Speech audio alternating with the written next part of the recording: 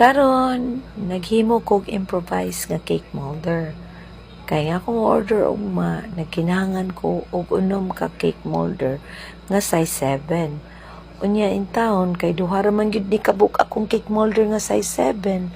Kay gawas nga mahal ni siya, wala pa gyud ta ikapalit. So mao ni siya nga nag-improvise ko gamit ang aluminum foil.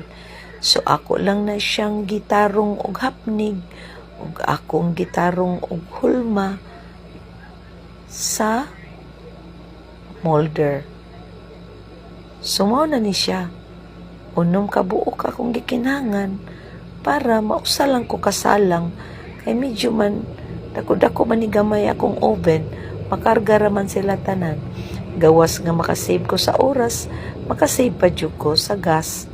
Mao na karon akong nahuman nga unom ka buok moist chocolate cake nga para og mga adlaw. Nang hinaot ako nga doon na usab may nakatunan kanako nga gamayng tip